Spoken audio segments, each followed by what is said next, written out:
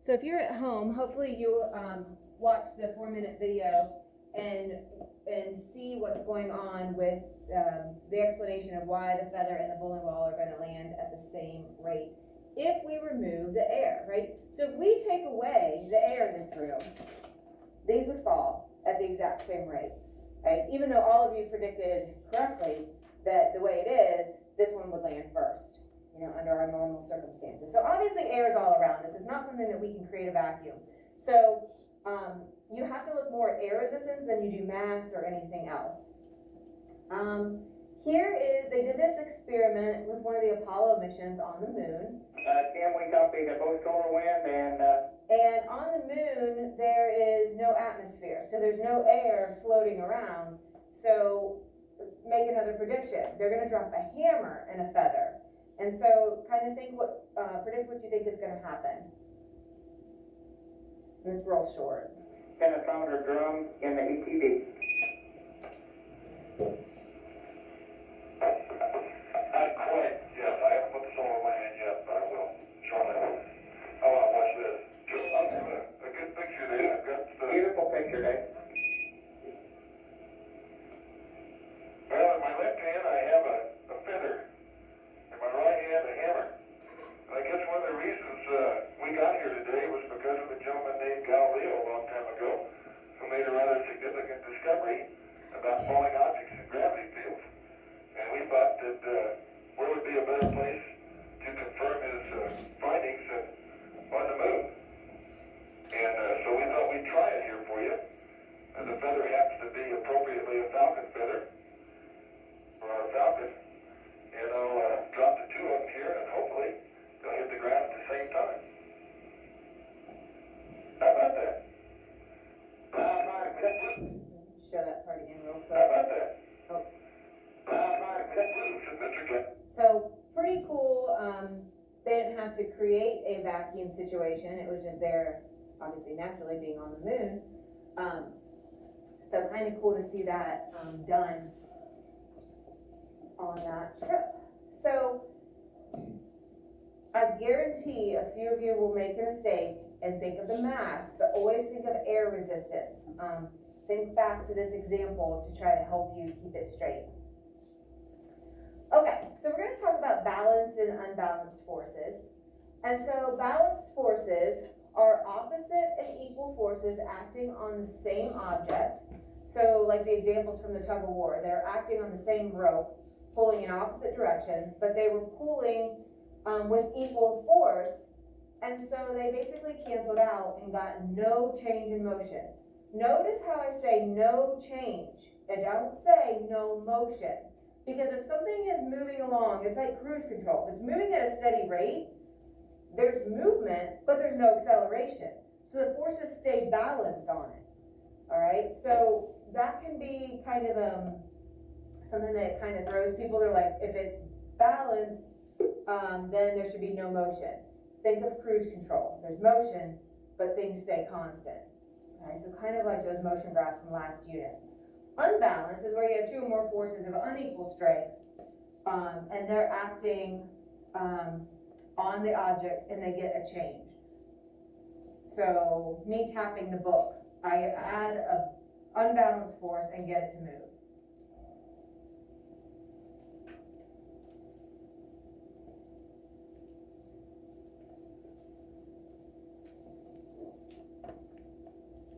So if you get a change, it's unbalanced. If you don't get a change, it's balanced.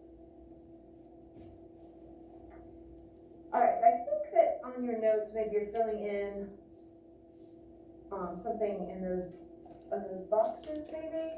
I'm not sure. No? That filled in? It's like a blank, but it's too small to write anything on. Okay.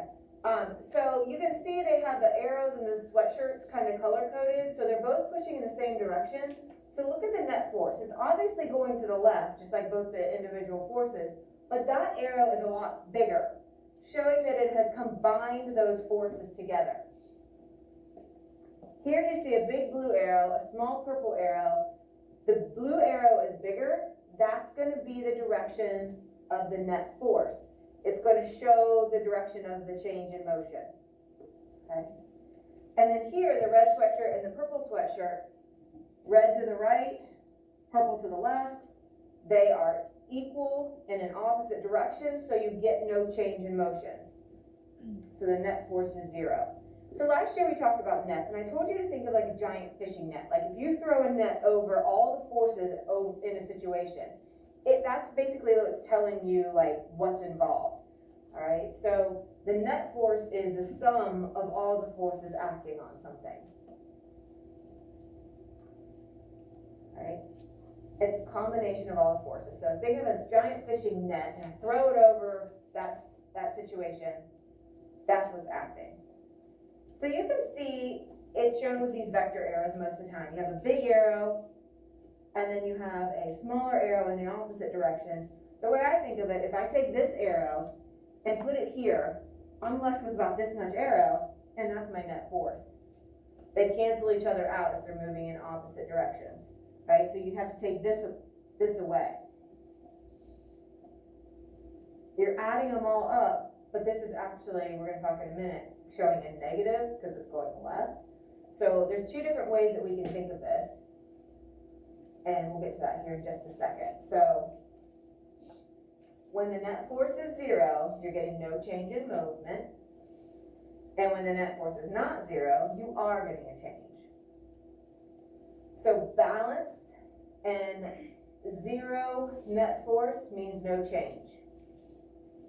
If you're talking, you do have a net force, then you're dealing with unbalanced forces, and you get a change.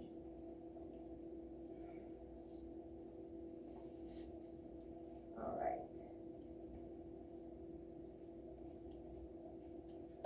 Okay, again, just saying it and looking at it another way. Now we're looking at it vertically, right? Because we can get changes vertically, or we can get things staying the same vertically. So when all the forces are balanced, again, 0 net force, there's no change in motion. So if nothing is changing, and I have 3 kilograms and 2 kilograms, how many kilograms does this one have to be? If it's not changing? 5. Yeah, it'd be 5. Okay. All right, so we're gonna talk about unbalanced forces going in the same direction. So forces that act in the same direction, you just add them up. You have to combine them.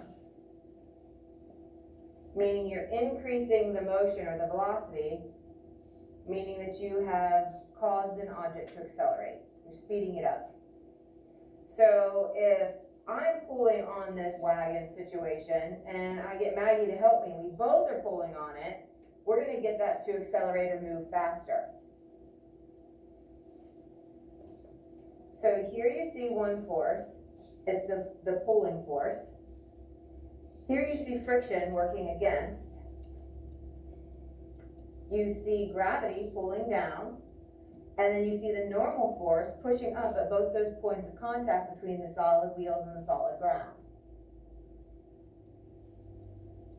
So those are all the forces acting on it, right? And so what we end up with, this plus this cancels out our gravity, and then our friction minus our applied force gives us our net force.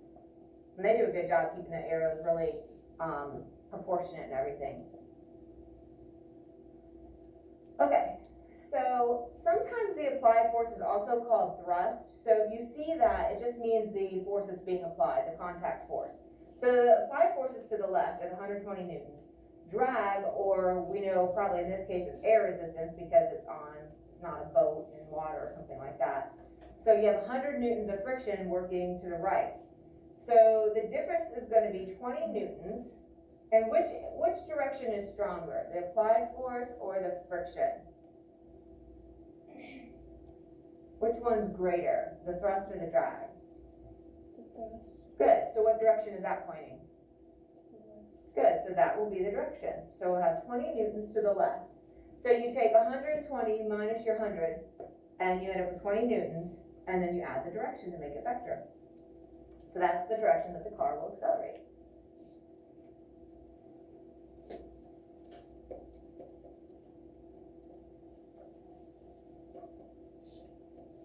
So here's kind of the summary. When forces are in opposite directions, I think of just subtracting them. I think it's easier than thinking of adding the negative. So I just subtract them. Movement's gonna occur in the direction of the strongest force. So 120 minus 10, you get 20. The bigger force is to the left, that's the direction of your motion. So balanced forces equal constant, unchanging motion. Unchanging. Doesn't say no motion, just means constant. Unbalanced means changing, which causes an acceleration. So this is basically like your summary. Like this is pretty important for this unit.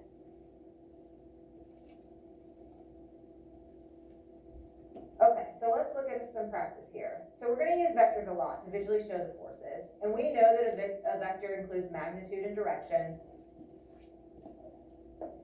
And the length is going to show the magnitude or the size. And obviously the direction or the angle that it's pointing shows us the direction. So if it's pointing right, the motion's to the right.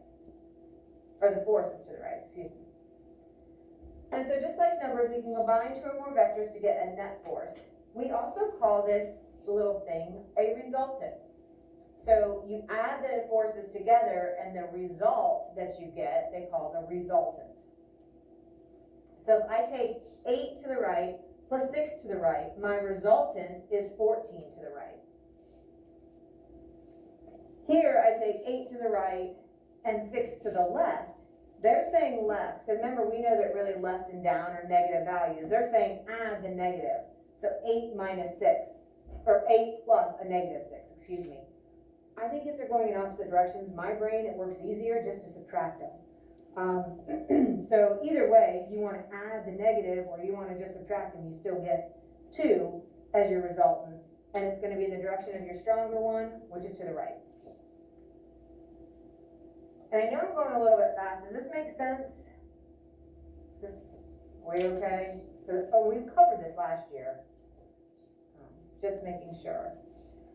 So one way to think of it, once you add A and B, you get the resultant C. Notice the direction because that gives us the negative or positive sign. So here it's showing, and I don't care which way you do it, this is showing using the negative. So 5 to the right plus negative 10 to the left. Left is stronger, so my sign's going to be left with a negative, and 10 minus 5 is 5. 10 up, 10 down. In my mind, I'm just going to subtract those two. It gives me 5. Up is positive, so I get 5. Here, they're going in the same direction, so we just add them. 5 plus 5 gives you 10. And it makes sense. Like if you're both pushing on the same thing in the same direction, you're combining your force. If you're working against each other, you need to subtract it because you're kind of, since you're working opposite, it's like a canceling out.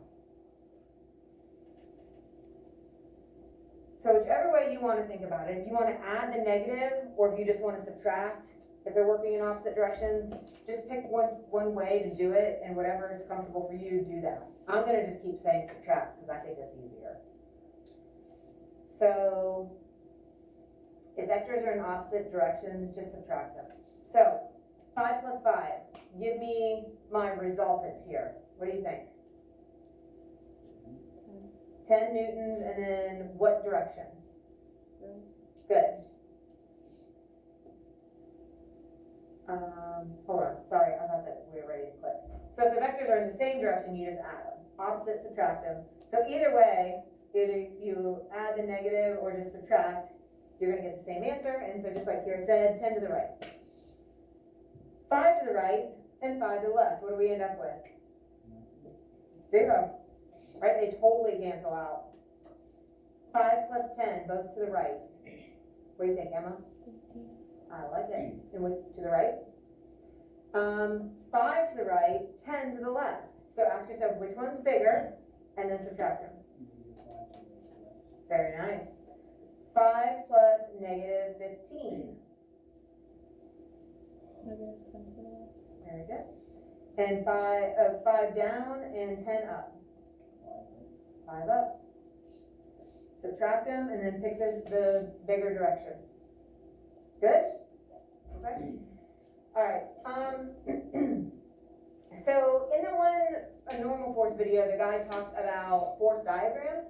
We looked at those some last year, we're gonna look at them again. Sometimes they're called free body diagrams, they're both mean the same thing. So the forces acting are gonna show, the forces in the diagram are gonna show all the forces, so it's gonna be the net forces, so everything that's acting on it. So here, the boy in the red shirt, you see gravity pulling down, normal force pushing up, because solid is solid, right? And so he's not going anywhere because those cancel out. But the boy in the yellow shirt is sliding, he's actually moving because gravity is stronger than the normal force. So gravity is pulling down, the normal force has to work perpendicular to the surface. So my surface is now at an angle, so the normal force has to work in that direction, right? And so the normal force doesn't get to totally cancel gravity, so gravity seems stronger, even though it's not really stronger, it hasn't changed. It's just what was balancing it out here has gotten weaker. Okay? So, the forces are equal and opposite, so he doesn't slide. And I think you guys just have kind of like a blank to fill in. The yellow shirt, like the forces don't cancel out. Gravity is stronger.